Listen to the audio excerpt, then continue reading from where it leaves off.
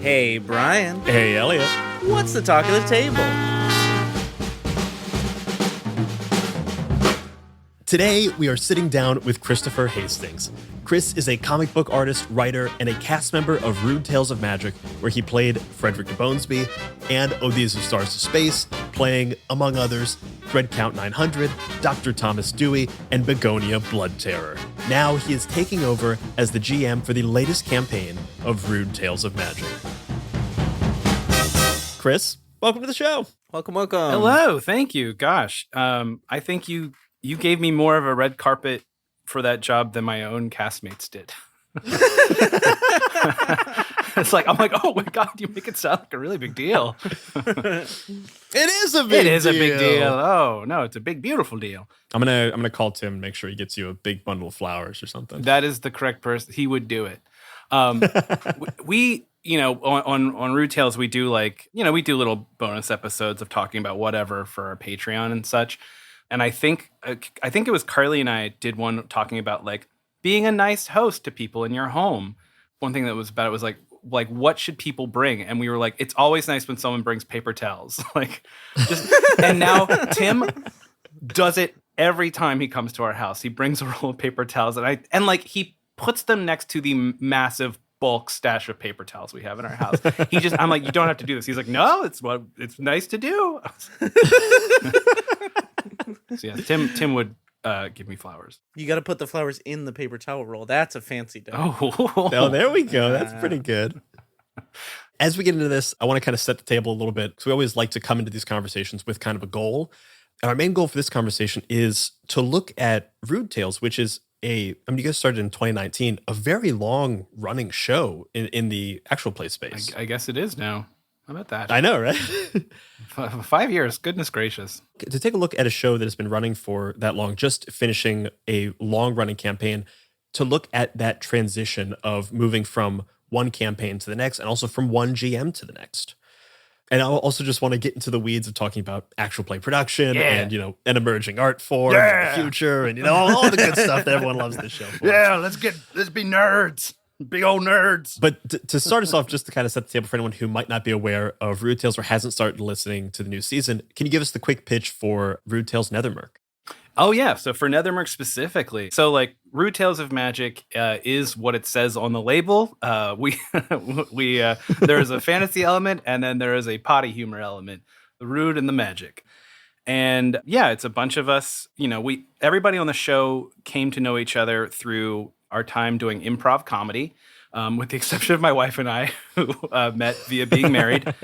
And a lot of us played Dungeons and Dragons at some point just for funsies.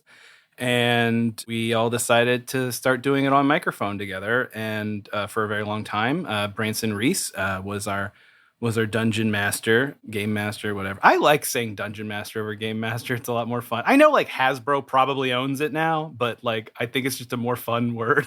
It is. I'm so used to it because we play so many other games where it's very explicitly game master or some other word. But every time I hear dungeon master, it does kind of scratch a certain itch. Right? Yeah. That one is fun. Especially if you're, touching the potty humor world, it adds a fun zest. Yeah. So Branson ran things for a good long time in our main campaign, which we call Class Dismissed. And then we kind of started talking about how to transition.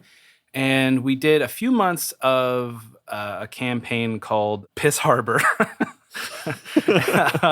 which is sort of like a grimy 70s or 80s, crime and bounty hunters kind of a deal where a character that sounds like Cher gives a bunch of fantasy bounty hunters a mission to kill somebody every episode, and that person was a guest star. It was a way for us to kind of do something that was a little bit less of all right, now for our next big epic adventure, and take a bit of a breather, and also a way to very easily have a lot of guest stars and kind of just palate cleanse, really.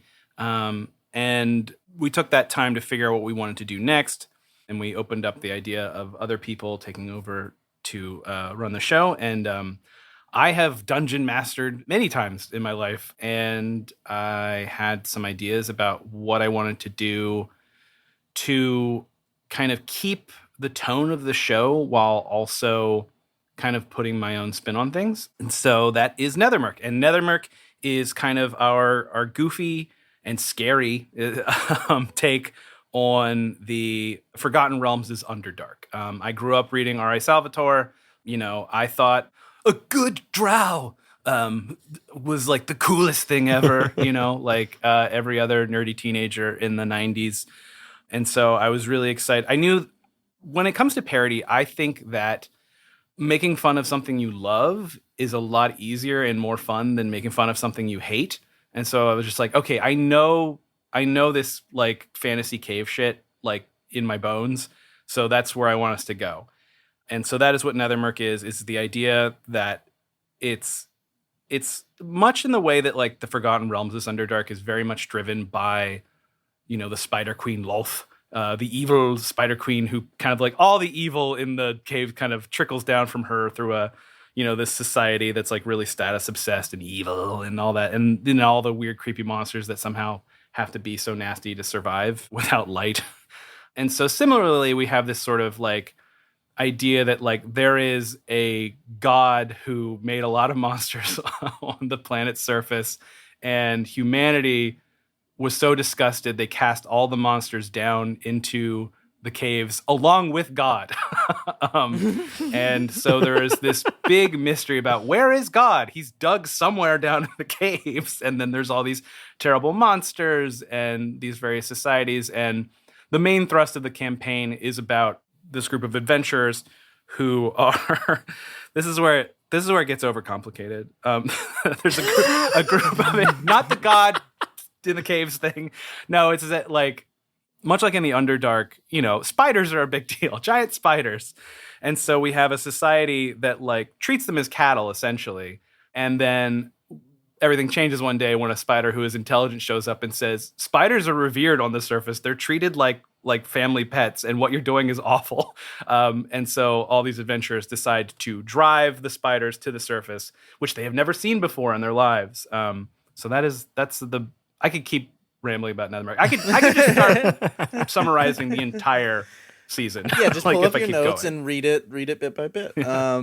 No, I guess for folks who don't know, is this going to be a chapter that is as long as the Rude Tales that they've come to know and love? Do you foresee this going for several years from now, or is this more of a one-off thing? Thank you. That is something that we are figuring out as we go. We were going to just do like 6 episodes of it. And then as the story went, I very quickly realized that we were getting nowhere near the plot beats I had planned out. I think I'm very familiar with this problem. Yeah, of course. we all know how that goes. They get to like where I thought episode 1 was going to end, they got to by the end of episode 3. So I was like, I kind of was like, hey, do you think maybe we can just like double the length of this? And like everybody's like, yeah, everybody's really into it. Everybody has great characters and they have really fun chemistry. So like, yeah, they're into still going. And then as we kept going, I think we were all just like, this could go on forever. And we recently stumbled into a happy little accident that allows us to expand it even more if we want, which is that, so we typically, because everybody lives in different places now, we don't all have access to the old Brooklyn studio that we used to. We do a recording style called camp, where we all take off like work for a week and we just get together in the studio every single day and we bang out, months worth of episodes in a week. And so we did those first 6 episodes during a camp. And then recently we heard from comedian James Adomian, who is an incredible vocal talent, very funny guy. And he's promoting his new comedy special and wanted to know if he could come on the show, with the caveat being we would need to put him in an episode that came out before his comedy special. We couldn't put him on, episode 7 or something that's going to come out in, I don't know, November. And so we're like, okay. And I told Joe, our producer / the guy who plays the kobold adventurer, Paris, Kansas. I love that. Yeah, name. God, that's so funny. I was like, let me sleep on it. Let me see if I can figure something out here to make this guest thing work. And then I kind of was like, oh, there's whenever all of the adventurers leave town with all the spiders, there is like a raid on the city that happens. The idea being is like I'm trying to create these dilemma points for them. There was this moment where they could choose to go ahead and run off with the spiders, or they could stick around in town and like refuse to go on with that mission. If they stayed in town, they would be in this battle that was about to happen. And instead they decided to abandon their families. Sounds about right. Yeah. And it's like, I really like having these decisions that really matter. Like it's going to be dramatic whichever way they choose. There's no wrong answers. But I really wanted to show what happened in the town. And we keep having these moments in episodes like 4 onward where I was like, oh, this would be a good time to cut away and see what's going on. But like just the way of the improvised narrative, it never really fit. And I was like, okay, this episode, we're going to just do it. We're going to stick and see what the point of view is of the people in the town who are fighting and what happens there. And so I had the party all make new characters. They are now the evil elves who are raiding the peaceful city of bats, the bat people. And we have James be our special guest. He plays a member in a band that one of the other characters mentions in earlier episodes. So it's like, oh, he's already set up to exist in this world. Just like drop him in and it fits perfectly. And then when we did that, I was like, I don't want this just to be a one-off thing that we do just because we had a guest show up and like suddenly we have new characters. So I'm kind of saying like, I think like every few episodes, let's check in with these elf characters you've made. And then it's kind of like combining, this actual play, narrative play thing, and sort of like the tradition of like epic fantasy novels that have multiple viewpoint characters. Except now we're introducing the idea of multiple viewpoint parties. And I'm really excited to see where that goes because, yeah, there's stuff I want to show off in the world that I've built in this cave system while the party is going up away from it. So this is a way to get everything I want. And obviously this means I probably just tacked on an extra year to the campaign just by deciding that was a fun idea. I do think it's interesting because, like, as you said, that is like a trope of a lot of fantasy things, multiple viewpoints. Meanwhile, back at the ranch. But I'm curious if that, I'd be surprised if that didn't at least partially come from Oh, These Are Stars of Space, where you guys are playing different, like the same location, but different characters all of the time. So I think like it's fun that the impulse to, I enjoyed the impulse to be just like, you want to do something different? Great. We'll just keep in the same world. We'll do a whole different thing. And then we'll just keep doing that. We'll just keep expanding these like multiple different things. Yeah, you're absolutely correct. Like I didn't even think about it because I'm so used to us playing different characters all the time on our other program. Those Stars of Space, our Star Trek parody. Yeah, I was like, I knew they could do it. It wasn't a question. And I knew they would be excited to do it. It's just like, yeah, you want to roll up a new character? Everybody loves rolling up characters. Yeah, and like it was easy. They're all very good at it, and I really like the idea that I now have them playing enemies to each other. Like, right. I will say, I am a dungeon master who does not mind splitting the party. I like it. I can handle it fine. I think it makes for an interesting, more interesting show.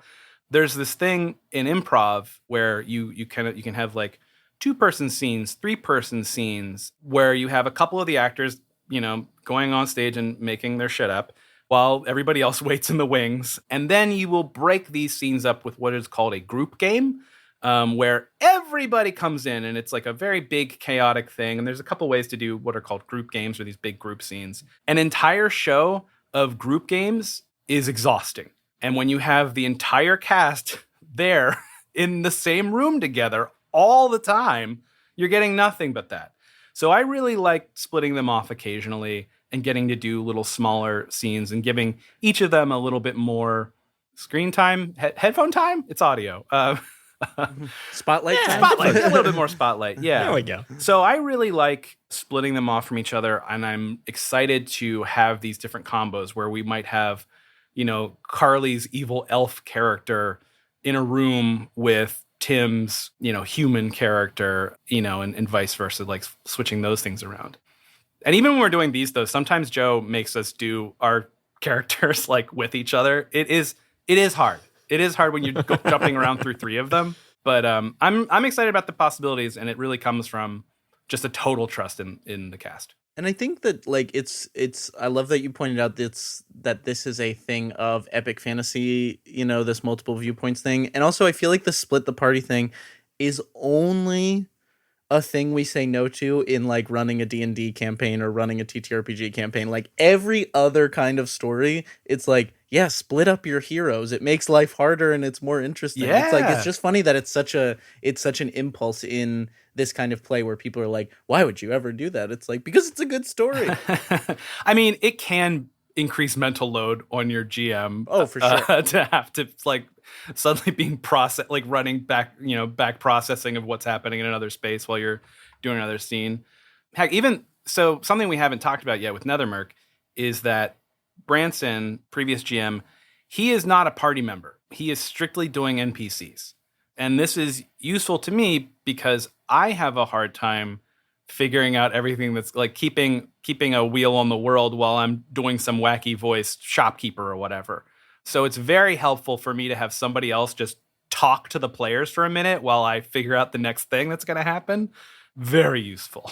Also to have somebody to talk to if you need multiple NPCs so you're not doing and then he says, and then she says. It's so freeing. Like I think it's like our second or third episode. I think we just open with two NPCs talking to each other, and it's not just me doing both voices. It's really, really exciting. It opens up so many possibilities. What brought you guys to that decision to set up the game that way? This was part of my pitch to the group for being the person who took over the main campaign, is that I believe that Branson's voice, both figuratively and literally, is very important to the identity of Rude Tales of Magic. For a very long time, he literally did make the world, and he did the voices of all of the characters who weren't players in those worlds. And I think continuing that in a way, spitting that off, is really important to, even though the show is changing, there is still something that's still very familiar. I think that's a really important thing whenever, as a show or anything evolves, is that you do need to keep the balance of the familiar and the novel. So, like, for example, we are in, this cave system and all the weird monsters and stuff. That's all very new. But, like, elements are sprinkled in from our previous campaign. Like, the idea that dark elves have Italian accents, that there is a connection with dark elves and giant spiders. Like Branson introduced that in like a wacky NPC in a very early episode of Rude Tales of Magic. I was like, okay, let's pick that up again. There's other like little touches where I kind of remind people that it's still the same show. And I think that keeps a little bit of cohesion. It's something that like we have talked a lot about with our show recently, and we've made the move towards a lot of our seasons now. We have one of us sit in a producer chair and kind of be an assistant GM to the GM, where it's like we're in the planning sessions and like we're in the sessions as producers being like, oh, hey, here's a fun idea that you might use, or like here's a time check or whatever. And I think that like when you share the load, you're just making a more sustainable product, and you're able to do fun things like maintain multiple narratives and stuff like that. So I really like the like impulse to like, oh, let's keep this person who's already been thinking like a GM for a while, for you jumping into the GM chair for the first time for the show, having that support as well. Like, whereas like, I'm not that I don't believe you could do it on your own, but like I'm sure it helps to have somebody kind of in your corner that you can talk to about all the things. Your belief doesn't factor into it. I don't want to do that. You're absolutely correct. The help is massive. I do like most of the prep work by myself, like just writing out like what I want to do. But I will check in with Branson before every show, and I'll be like, here's where I think I want this episode to go, just so you know what to hit. And like, so and then he'll bounce ideas back off of me. It's really useful. And yeah, it's exactly what you said. I have nothing to add to that. It's like, it's just nice to have a little help. It is great for our latest season. Elliot was the producer and I was the GM. And it was great to be like running a thing and then all of a sudden look up in the chat. Like we have a Discord chat open that he'll give me time checks and all that stuff. And every now and then just we'll have like a killer line. Oh, cool. And I'm doing a monologue and I'm like, running the world. And all of a sudden the mic drop line is right there. I'm like, hell yeah. Oh, that's so cool. That's great. It's great that I just get to look really cool. I have to, Joe Lepore has tried to do that for me on Oh These the Stars of Space, and I read a message and I just go blank. I'm like, so anytime Joe gives the killer line, you know that there's some dead air that gets cut before it comes out. Having to read something short circuits me completely out of improvised stuff. I get it. And then kind of turning to like actual play as a whole, because we've been doing this for 2 or 3 years, and that's starting to be considered like we've been around for a while. This is such news to me. I honestly, I don't, I guess I just don't follow enough of what's going on out there. It's hard to listen to other shows when you're always listening to your own. Yeah, I didn't realize that like that was such a thing, that shows coming, like there's a high turnover rate. I think that there is a high turnover just because it's tough to sustain. I mean, like no matter what you're doing, this is hard work week after week or by week after by week. But I think like, when people think of the biggest, Dungeons and Dragons or actual play shows right now, they probably think of Critical Role, which is a couple of years older. Never heard of it. Dimension 20, which don't know that one either. Dimension 20 and None of the D&D podcast came out 2018, so like a year before you guys. And then Dungeons and Daddies came out, I think, a year or two after. Oh, so like they didn't precede us? I thought they did. I don't know. I might be wrong there. But you guys are kind of in that era of that like big generation when actual play went from just like Penny Arcade to just Penny Arcade and Critical Role, and then to explode. Yeah, it is. It is like, look, considering how popular this is, it is crazy to look back and just be like, oh, like Acquisitions Incorporated was the only game in town for quite a while, and was very popular. Nobody else thought like, why don't we put a camera on us when we play Dungeons and Dragons? Yeah, there was a long line of like one show was popular, and then all of a sudden, and I guess I'm curious from your perspective, what do you see as being different in the actual play space from when you started versus now? I think, let's see here. I mean, I'll start by maybe just speaking to our own show instead of making up theories about others. I think a big thing that Rude Tales does is we're evolving our relationship with the game itself. So like, it's you can have a show that's 5 hours long that has every dice roll and every little piece of math checking to make sure how bonuses interact with terrain disadvantage, et cetera, which is a very fun. I want to be very clear. I love to play that game, and I miss that game. I personally don't believe that makes for terribly great radio. That is my opinion, and I do know that like there are a lot of people who really like to follow along with the game, because it's like if they know the rules of the game, they inherently understand the drama of everything that's happening with playing it correctly, big air quotes, correctly. And I think that is very interesting for a lot of people. It's not what we're interested in doing. And so we do kind of have to interrogate where the cross-section is between a game and like an improvised show. And I personally have kind of really been thinking a lot about what the dice rolls do for a show. I don't necessarily believe you need to edit them out entirely. I do think that there is drama inherent in the chaos of the dice roll. And I think that the dice allow for the same thing that made our stage improv shows fun, which is that element of chance. It's that suggestion. It's like in an improv show, to prove we haven't written it, we take an audience suggestion and then we run with that, some word or whatever that inspires us to just go nuts. And in this case, someone can say like, I'm going to jump off the tower and drive my knife into the eye of the dragon. And I say, well, you're going to try. Let's roll.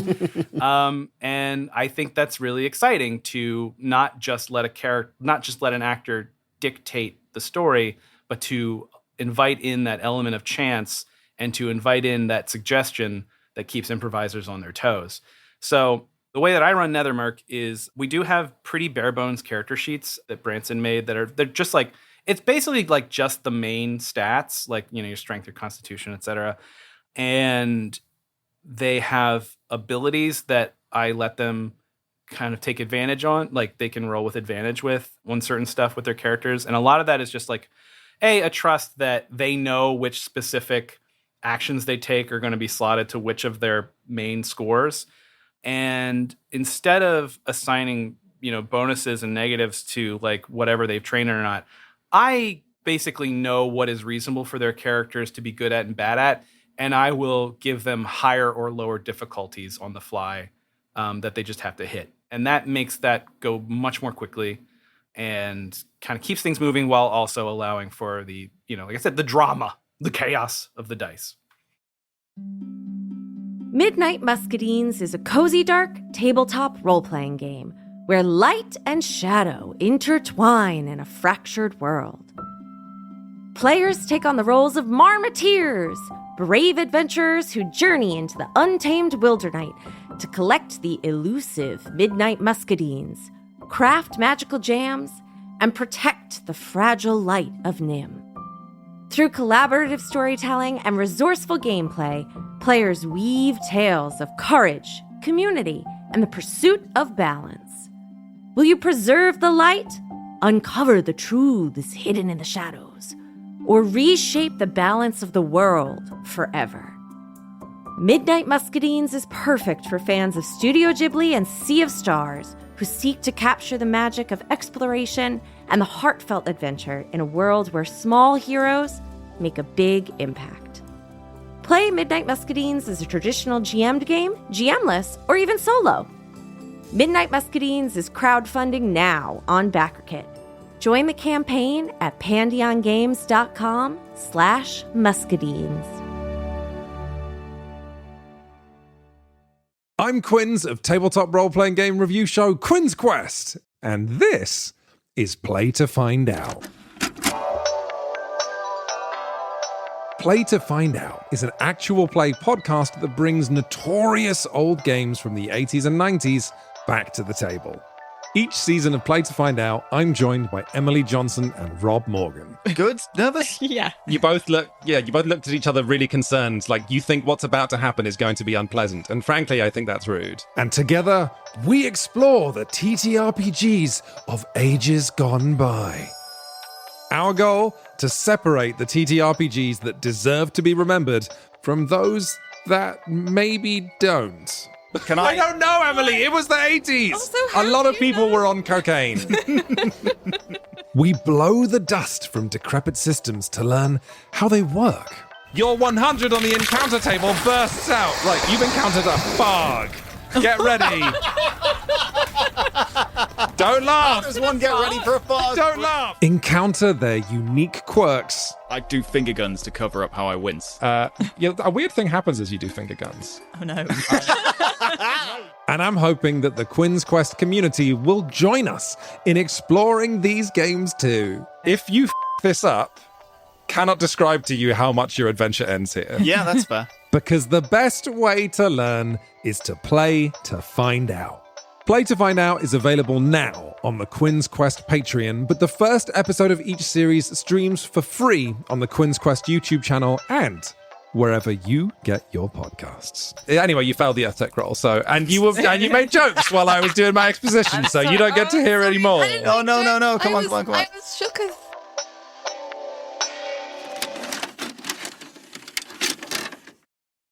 What have you found as the show's kind of developed and where it's at now?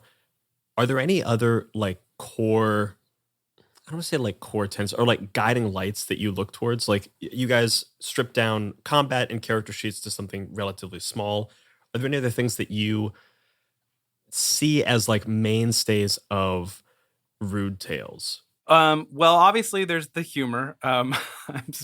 Today, right now with you, I'm speaking very seriously about very serious craft issues that we then apply to our pee-pee poo-poo jokes. So yeah, there needs to be an element of comedy to it. We like to have characters that have some heart. You lure them in with the laughs, and then when you fall in love with the characters, we twist the knife. Love to do that stuff. And then in terms of like how the show is produced, I would say one of our greatest strengths is the trust that we all have in each other as improvisers and as storytellers and actors and comedians. like I said, I was able to just be like, hey, play new characters today, please. Like, just make them up, do whatever you want. It's fine. And they fit in great. When I first started making up the NETHERMURK stuff, I did a bit of world building that was pretty much just caves and there's monsters down there and like there's some nasty things, and then like really no more specific than that. And then I went to the group and I said, here is the basics of my setting, kind of give them a bit of a vibe. You know, I was like things are really awful down here. It's like, if you were to survive, you must be a monster or have some way to defend against them. You know, you could be from a culture that thrives down there. And then they came to me with their character ideas. Like Carly came to me with, she wanted to play a bat from a bat town. And, Tim wanted to play a human. And Joe wanted to play a kobold. And Allie wanted to play a glow pixie who would be rented out as a flashlight to explorers. And from there, that's when I did the real meat of this world building. I was like, okay, let's really make something interesting with the fact that Tim is playing the only human down there. And then that's where I came with this idea that humans are on the surface and humans are super powerful and mysterious and all this other stuff. And like, it's a big deal that he's one down there to them, even though humans, we know, relatively unspecial. Not to take all of our achievements for granted. Let's take everything away from the entire human race. Yeah, right. I'm obviously, I mean, usually in the context of fantasy, humans get to you get to add extra points to your stats, I guess, because you don't get cool dark vision and stuff. I also love taking the person who chose the quote unquote normal fantasy race and being like, no, you're special, actually.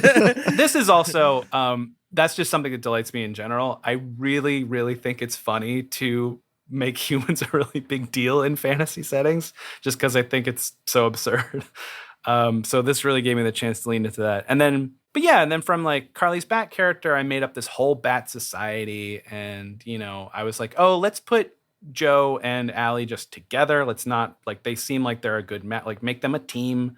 And then I kind of just like, I was like, okay, like I really wanted to do a thing with the spiders, because again, that's huge with the drow and all that. And then I kind of came up with the basics of where this plot is and like kind of the various forces that could antagonize them. Kind of made up stuff that could be a problem no matter which way they walked. They were going to run into trouble no matter which way they went. And then I said, all right, let's see which way they go. And I just, it's so collaborative. I base every next episode off of what they did in the previous one. I have the slimmest like plot point that they might eventually get to. But largely it's very back and forth. And I really love that about the show. And I think it's what makes it like really exciting is like, nobody's going to be accusing me of railroading because I can't be bothered. I've been really loving, I think the more we talk to GMs, the more we talk to anybody, I think more and more people take that similar approach of like, I only know what's going to happen about 1 second ahead of when it's going to happen. Like you kind of plan the big bones of stuff and then you just go with your players. And I had a thing recently where I was like, it's weird that this is the only art form that does that. You know what I mean? Like I started having that thought. And then I've gotten really into watching documentaries about Hayao Miyazaki and like reading a bunch of his like essays and stuff. Turns out that guy does it too. He does not write scripts. He draws storyboards and figures out the story as it goes. Like he has a whole production team working on a story where none of them know the ending yet because he hasn't written it. I think that is, I've seen that in animation a few times and I think it's insane. He's very clear that he doesn't think this is correct or good. It is, but it's what he does. It's so funny to watch him smoking a cigarette and just being like, what I am doing is very foolish, but it is what I must do. Exactly. Animation was a mistake. There's a documentary about the making of The Emperor's New Groove. Have you seen that? I've read the like oral history article that's like 15,000 words. I haven't seen the documentary. Yeah, Disney doesn't want you to watch it, but it's out there. The story behind that is wild. Yeah, and it's very much like, it's like, oh, we had voice actors come in and record an entire movie. Like, there's a version of The Emperor's New Groove that Owen Wilson is in. And all the music is by Sting. Yeah. Yeah, I mean that's the main thrust of the documentary. Is it's by Sting's wife, and it's meant to be like, oh yeah, Sting, I'd love to do what they got Elton John for, for Lion King. That's going to be my Lion King. It's like, and then more and more as this movie develops, it's like, no, it's not, man. No, it's not working out. Sting wrote like 2 albums worth of material that will never see the light of day for that movie. And just got to movie. Yeah, still great though. That's incredible. That's the thing. It's like phenomenal movie. So wild. Movie has no right to be that good. Yeah. I think the documentary is called Empire of the Sun or something like that. But that sounds about right. Yeah, I encourage people to go watch it as illegally as possible. Really stick it to the mouse. Yeah. I think all that to say is that I had a brief crisis of conscience, or not crisis, a crisis of faith about making things like this and making things an art form where you're just kind of going day to day in a way that I was like, that doesn't feel like, is this a serious art form? Is this real? And then when you see Hayao Miyazaki doing it for, The Wind Rises and The Boy in the Hair, and you're like, okay, actually, you know what? Get off your own back. This is a legitimate way to create art and create things. Yeah, I think we're so used to, multiple drafts and really plotting things out and all that. And I think it is just an illusion. We're all still just making it up. It's also like the writer's room model in television. Like writer's room obviously then take it through the multiple drafts and polish, but like that initial like ephemeral writer's room moment is very much creating an emergent story in the room, and then how do we take that emergent story and fit it into 10 scripts? Yeah, absolutely. That writer's room thing is, it's like, oh, this thing that like cracked us all up in the room, how do we preserve that in the final product? And that's really where it gets tricky. As someone who has worked on a cartoon where I don't think any of my jokes made it into the final thing. Very hard to do. But it's also kind of taking that writer's room thing, because ultimately when you go from writer's room to a filmed script, you're converting one art into another. And like, you've got to fit this writer's room, fun, improv, back and forth jokes into a film, which is just inherently something different. But taking this writer's room improv heavy thing as its own thing is just something that I'm still like really learning to love, I guess. Yeah, don't tell network executives that they could just pop a mic in a writer's room and probably put it on podcast platforms. Otherwise, they'll stop paying for TV shows. Yeah, it's when you mentioned that, something I have discovered about my game mastering style for podcasting anyway is I especially when I'm having Branson do NPCs, I kind of let myself recede from the production a little bit, and I see myself a lot more as directing the actors, because they are all like, they're improvising and they are firing from the hip, and it is chaos. And sometimes someone will say something really great and it won't get heard by another one of the characters. And then they'll say a line that cannot be ignored, is driving the plot forward. And this other fun thing could get lost. And often what I will do is I will pause and I'll say, Joe, please hold on to that. That's really good. First, can I get Carly's reaction of this character from this big moment? We need this reaction. And then you pop in and say that, and then we'll keep going. I do a lot of that. And that's been very useful for that kind of making a story happen out of a bunch of comedians yucking it up in a room, who are, by the way, also just like so eager to tear down the walls of your world building the second you let them look at it. Just wait a minute, this is just paper. Yeah. I feel like you're identifying something that is such a key difference between running a game for fun at home and running a game when you're making an entertainment product. And I think it's something that we've circled around a lot on this podcast. Are there any other things in that vein that you think are really different about the fact that you're making something for entertainment versus if you were running the game at home? Yeah, totally. Like, I think if I were just running it as a fun game for home, it would be a lot more sandboxy. That's another one. Besides just like the rules, like, yeah, it's let them go chase whatever silly thing they want, in a home game. Like, you can see it in the modules, right? It's like, like Ravenloft is full of a gazillion locations with even more NPCs so that the players can just kind of wander around and do it however they want. And I think that to create that kind of world for our show would be a great exercise in frustration. I think, I think they wouldn't go talk to all the people you'd made up, or like, you end up trying to cram it all in, which can feel pretty awkward. You're like, no, go to this cool thing I made. Now you got to go to this cool thing I made.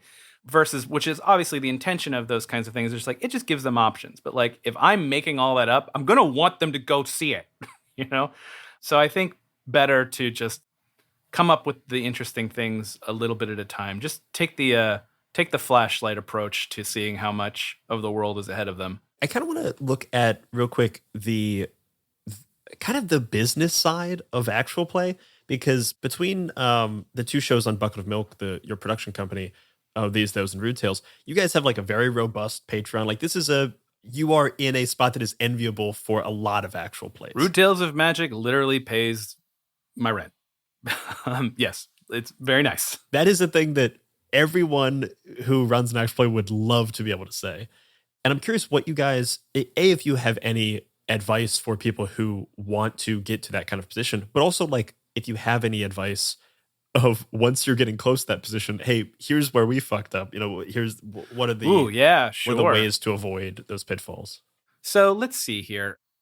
There are some aspects of the business that I am a little bit uncomfortable with that seem to be necessary, which is sort of leaning into the parasocial aspect. Fans of stuff want to get closer to the creators in some way, and a lot of our Patreon is kind of facilitating that. So, we put out the main show for free, and then a lot of the stuff that we have paywalled are just chat shows. It's just us as ourselves, and it feels like, just kind of hanging out with us, and like the topics don't necessarily matter. Thankfully, we are all such charming and hilarious individuals. Of course, you're going to want to pay for that. And like I said, I'm a little bit uncomfortable opening myself up to that, but I also, I got over it real quick when I realized that's why I listen to all the podcasts I listen to. Yeah. I don't really care what Griffin Newman's opinions are about movies. I think his conversation, I just think he's a very interesting person to listen to on Blank Check, He is very well informed of movies, obviously. Of course, it's interesting to hear him talk about movies. But I do kind of only listen to the episodes that are about movies I'm interested in. But yeah, like, I listen to shows like that for the same reason. So like that is part of it, is just like finding a way to get your listeners who want more the opportunity to pay for more. And the other kind of thing that I felt weird about, but like kind of accepted, is like, it literally is we do rely on real ass patrons of the art, like old school Medici style, like, Yep. People who do not expect the precise value of their dollar back to them in what they get. They want to support you because they like what you do, and they have the extra money lying around to help out. It's in this capitalist society where like I said, you want value for money. It feels weird, but like it's ancient. It really is. It's like there are people who have money who want to pay for art, and you're the person who makes the art, so you take it a money. So that is also part of it. Is we have our Patreon tiers are like, I forget what it is. I forget what the lower one is. I think it's $10 a month. But like that's more than a streaming subscription, right? Like, there is an element there where people are just... not anymore. Oh, well, I don't know. Yeah. Listen, my wife pays for the streaming subscriptions. And then we have even higher. We have insanely high, tiers for people who clearly just want to have a way to support the show. And they do it. We do also sell ads. Since we joined HeadGum, one of HeadGum's big advantages is that they have an ad sales team that really handles all of it for you, except for the actual reading of the ads. And that helps, with the income. It's not a giant portion of it. The Patreon pays for a lot more. But yeah, I'd say that's the big thing, is like allow people a way to support you. allow them a way just to get to kind of hang out with you, as it were, a little bit more, or just like have your internet friends who you've never met chattering in your ear while you do dishes. It's a nice thing. But then also where we really see success and where we unfortunately do not have the bandwidth to do more of it is when we play other games on the behind the paywall. Before I was running NETHERMURK, I was doing Mörkborg, which is a super cool game that is like very grimy and nasty and super fun. And we've done a lot of like one-shot things behind the paywall, and those ones always drive subscriptions. And we simply we are at that awkward growth period where it's just like we're not quite making enough money that we can like have somebody quit a job to like really amp up production on those things. But like, it's because we're not doing them, it's stalling a bit, and we're really trying to figure out how to do that. And then I'm curious with because I think both Ellie and I feel pretty similar about the like the necessary but kind of uncomfortable parasocial relationship aspect. Was that the reason why for when you guys started up a Patreon for These Those Stars of Space, it was largely not bonus like talkbacks or like personal content? It was just an additional episode every month. Like was that a clearer cut thing for you? No, I don't think so, actually. I think that was just because that was an experiment we wanted to try. We wanted to see if we could have it just be purely episodic content where you can mix and match the episodes however you like, very similar to, the first season of Star Trek Next Generation, Monster of the Week kind of a thing. And it's like, all right, if you like this so much, there's just another episode of it every month. And we wanted to see if that worked. And obviously, well, it's not obviously, it's obvious to us. I'll tell you. Those Stars of Space has a smaller listenership than Rude Tales does, but it is a hardcore audience.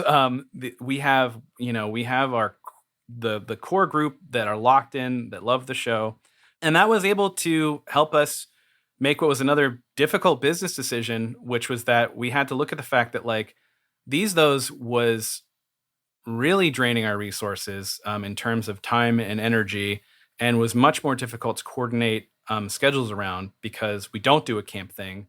I was personally growing really sick of trying to do improv on Zoom. It was becoming very difficult. Just little lags will kill you. It'll just kill the thing immediately. And so Joe pitched like, why don't we see if we can take those to just a purely paid for podcast? And we did, and we have lost very few patrons. Those people are in it to win it, and I love them so much. How's that for parasocial? I love them. And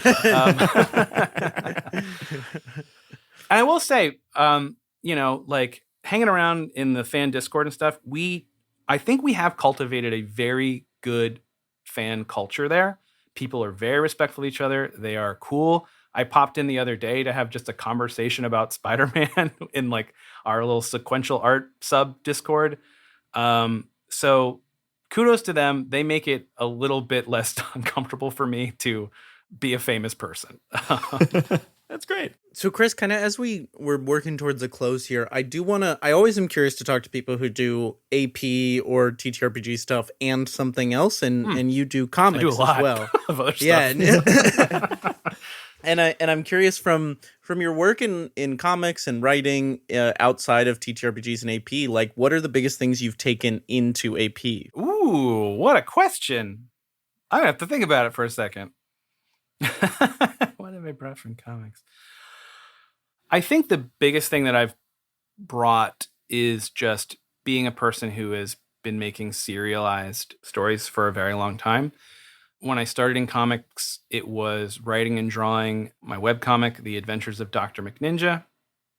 And that was, I would put up a page 3 times a week. And I had come from a comic book tradition. I mean, it's weird to say that because I was starting in webcomics, but what I mean by that is that like I read monthly comic books and I went to art school for a program in making comics. It's degree. I have a degree in cartooning.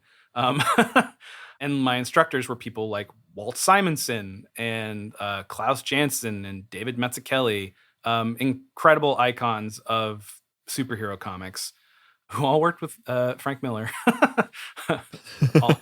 One on RoboCop versus Terminator and the other two on Batman. So like I learned all this stuff about story in 22-page chunks.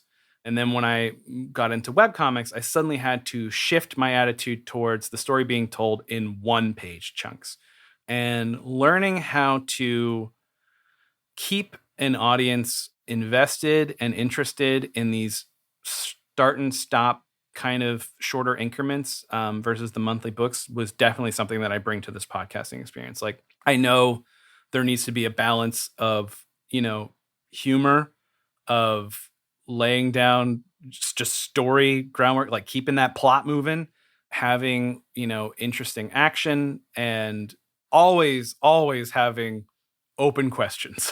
A cliffhanger is not enough.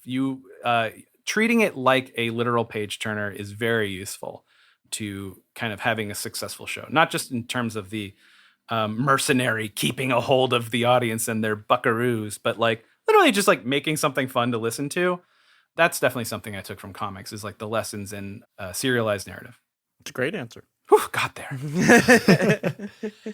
Chris, before we get out of here, we've got one last question that we like to ask everyone who comes on the show, and that is, what are you bringing to the table? And this is just our cute way of asking, what is a person, a game, a show, a resource that you'd recommend to our audience? Could be inside of tabletop, could be totally unrelated to tabletop. Oh, let's see. 1 sec. I had another answer prepared, and then I just thought of this one.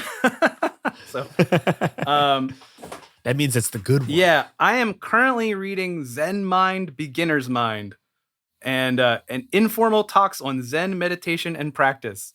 And I'm showing you on camera, and now I will describe what I'm showing to the listener. It is a slim volume, but I read a paragraph, and then I have to put down the book and take a walk. And think about it.